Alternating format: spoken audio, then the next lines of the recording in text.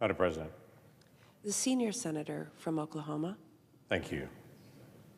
Several years ago, it was a December like this. There were big bills that were coming through the House and the Senate, one of them being the National Defense Authorization, which passes every single year for the last 6 decades. Stuck in that multi-page bill was a little piece on beneficial ownership. Now, most everybody just didn't even notice what it would be. But in the past couple of years, the Biden administration has released the rules for beneficial ownership and what will be required to be able to deal with quote-unquote opportunities for fraud. What it has become is a way to be able to get from every single small business in America, and I do need to emphasize these are all small business, in fact, the smallest of the small businesses, every LLC, every business owner in America, a list of them of this, their name, their date of birth, their address, and an ID number, that's simple, but then also a listing of all the senior officers of the company, someone who has authority over the appointment or removal of a senior officer, and this little jewel, someone who substantially influences important decisions in your company. Every business owner in America is required by January the 1st, in just a couple of weeks, to turn in that document for every single business that they own. Now, for many folks in real estate or in construction or in many other businesses, they actually start a company and raise it up for that company. And so they may not own one company or have one LLC, they may have 20 or 30. And they've got to go through the paperwork for every single one of those and to be able to turn it in, including answering the question, who influences your important decisions on your company? No one even knows what that means. Well, you may say, well, it's no big deal if they don't turn it in. Oh, no, it is. Because under the rule that's been put out, if they don't turn this form in, it is a $10,000 fine for each company that they don't turn in, or 2 years in jail if they don't submit it. Let that soak in. Every small business owner in America has to turn in who influences their decisions, or they could go to jail for 2 years. Now listen, all of us around this room would say, that's too much. Why is the federal government asking that of every pet owner, of every hair shop, of every builder, of every subcontractor? Why are we asking them who substantially influences them, and what authority do we have and have to do that? Well, it's a good question, actually, because a federal judge just a couple of weeks ago stepped in and did a preliminary injunction, just temporarily, stepped in. This, by the way, was a federal judge that was appointed by President Obama. They stepped in and put a halt on this rule. And they said this rule is, their term, quasi-Orwellian and likely unconstitutional. Now, this was an Obama judge stepping into this. They put a pause on it, but the problem is the pause is completely dependent on the judge at this point. They could unpause at any moment. So the simple thing that I've asked for throughout this entire year is let's get rid of this rule. This rule should not be there at all. Congress has no right to go to every business owner and hand them a stack of forms and say, fill these out and tell us who helps you make decisions in your company. What in the world? So we have no right to be able to do that. So I've asked all year long, we need to get rid of it entirely. I've not been successful getting that, so we've asked a simple thing. Let's take it out for 1 year. Let's just delay it. Let's get more time to be able to talk about this. This is a big issue that Congress is laying down on them. Now, I have to tell you, I've not been successful getting that either. But you know who has been? The House of Representatives. The House of Representatives passed a 1-year delay on this rule. Wait for it. 420 to 1. 420 to 1. The House said, yeah, this is a massive overreach. Let's pause this for a year at least until we figure out what this actually means. What does this mean for small business owners across the country? They could, in the very earliest time of next year, under a new administration, any single small business in the country could face a $10,000 fine or 2 years in prison if they haven't turned this in. But they've all turned it in already, right? It was due January the 1st. Actually, FinCEN has given us the latest numbers of who has turned it in. Let me just give you a few states as an example and the percentage. In New York State, 80% of the small businesses haven't turned this form in yet. 80%. In my state in Oklahoma, 77% of the small businesses have not turned this form in. In Rhode Island, 72% of the small businesses have not turned this form in.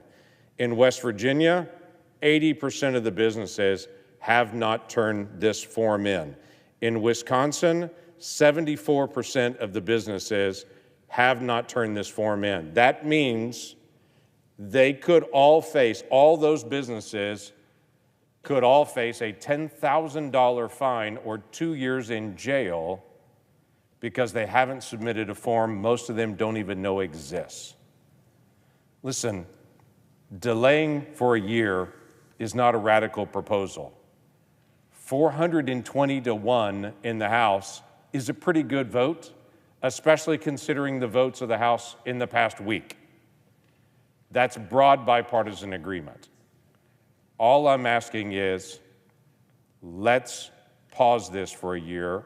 Let's agree with the House and not have 75 to 80% of American small businesses suddenly be under the heavy hand of a potential fine or jail time because they don't even know this exists. But it does. It's federal law. So that's my simple request that I'm bringing on this very last moment to be able to deal with this. So as if in legislative session, and notwithstanding Rule 22, I ask unanimous consent that the Committee on Banking, Housing, and Urban Affairs be discharged from further consideration of H.R. 5119 and the Senate proceed to its immediate consideration. I further ask that the bill be considered read a third time, be passed, and that the motion to reconsider be considered made and laid upon the table. Madam President. The junior senator from Rhode Island. Madam President, reserving the right to object, let me start by pointing out that this is a national security bill. And the reason it's a national security bill is because, to paraphrase a famous author, the United States is engaged in a clash of civilizations. And I describe that clash of civilizations as between rule of law countries like the United States and countries that are run by kleptocrats and oligarchs and criminals or subject to control by traffickers and international criminal organizations. Now, if you are an oligarch or a kleptocrat or an international criminal, the thing you want more than anything else is to be able to hide what you stole. And you don't want to hide what you stole in your own corrupt and crooked country. You want to hide what you stole behind rule of law. And the result is that the United States and other countries on the rule of law side of this clash of civilizations are giving aid and comfort to our enemies by helping them hide their crooked assets. The concern for the United States was made pretty clear by Treasury Secretary Yellen, who admitted there's a good argument that the best place to hide and launder ill-gotten gains is actually the United States. So we're trying to clean that mess up. And it's not just this administration. Under President Trump, Secretary Mnuchin said, Treasury's ability to combat tax evasion and to detect, deter, and disrupt money laundering and terrorist financing would be greatly enhanced through reporting of beneficial ownership information. The suggestion that this magically appeared in some bill, no. It was worked through two committees in the Senate. It's been bipartisan from its earliest days, both in the Judiciary Committee and in the Banking Committee. It has been through enormous effort, and in fact, the last Trump administration, working with us on this bill in 2019, released a statement of administration policy condemning this bipartisan measure, and I quote them here, that will help prevent malign actors from leveraging anonymity to exploit these entities for criminal gain. Are there examples of what's been going on? Well, terrorist groups like Hezbollah, Putin's oligarch cronies, North Korean foreign operatives, fentanyl traffickers, all need shell companies to hide what they have stolen. Victor Bout, the Russian arms dealer known as the Merchant of Death, used a global network of anonymous shell companies, including at least 12 incorporated in Delaware, Florida, and Texas. Anonymous LLCs impeded New York City's ability to trace the terror finance scheme that funded the 9/11 attacks. Again, shell corporations that we didn't know who was really behind. An anonymous New York company served as a front for the Iranian government in violation of U.S. sanctions, with millions of dollars in rent illegally funneled to Iran. A DOJ indictment last year said that cartel operatives designed a network of shell companies in Wyoming to launder illegal millions for the Sinaloa cartel. Narco traffickers in New Jersey were charged with using an American shell company to buy fentanyl-related supplies from China. So this is a real problem, which is why the Trump administration statement of administration policy was supportive. Now, we went through a lot of effort to get here. The first group that stood up against it was the U.S. Chamber of Commerce, and when it was exposed what they were arguing for, they actually ended up backing off and going to neutral on the bill because their bank members and their anti-money laundering members and other members of the chamber said, what are we doing here? And as soon as that entity disappeared, up came the American Bar Association doing the same thing. And their banking section and their anti-money laundering section and their former prosecutors and their national security folks all said, what are you doing? And so the American Bar Association backed off. The third in this game of political special interest whack-a-mole was NFIB, which came in to present the same stale arguments to Senator Graham and Senator Grassley and myself that were so stale and so flagrant that, well, I'm not going to name names. Let's just say that the NFIB had a very bad day facing down this bipartisan group. So a lot of work has gone into this. The stakes are very high. This actually is a national security bill, and against that risk of being the loser in the clash of civilizations because we're giving aid and comfort to our enemies by allowing them to use American shell corporations to hide what they get selling fentanyl to our citizens, here's what we ask.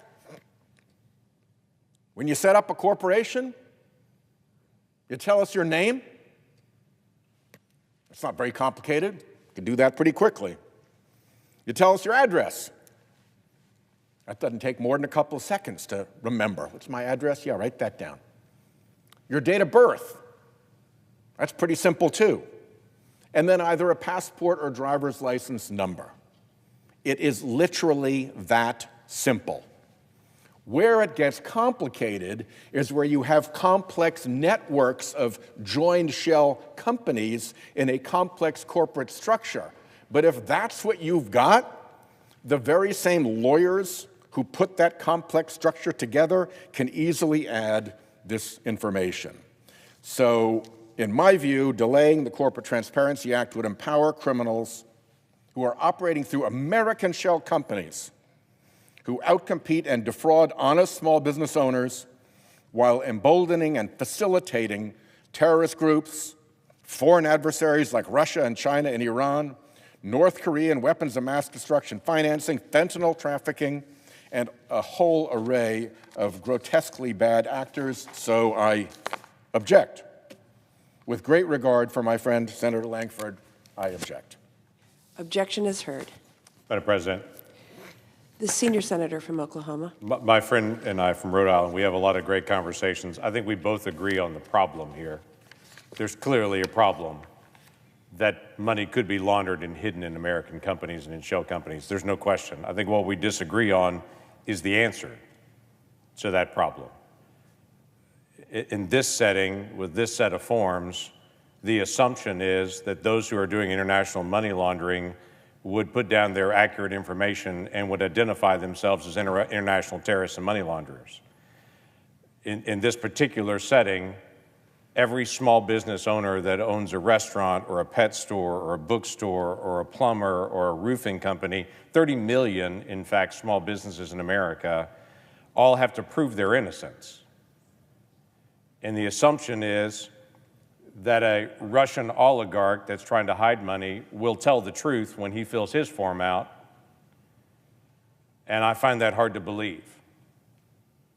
But in the meantime, 30 million small businesses have to go through a form, and within weeks, probably 23 million of those will be in violation of the law, and they will face penalties of $10,000 or 2 years in jail. And most of those small business owners that run that restaurant down the street don't even know this rule exists. It's the kind of stuff that drives Americans crazy, that they woke up one day and found out they may go to jail tomorrow because they didn't fill out a form that someone wanted. That's what we're trying to pause. The problem's real. Just I don't think this is the right solution for it in the way it's being implemented. Let's see if we can solve the problem without actually causing literally tens of millions of small business owners to be under the sword of Damocles that they could be rounded up and go to jail at any moment because they didn't get a form filled out. That's what we're trying to solve in the days ahead. And I wish we could at least put a pause on this and think it through more before those small business owners find out. That I yield.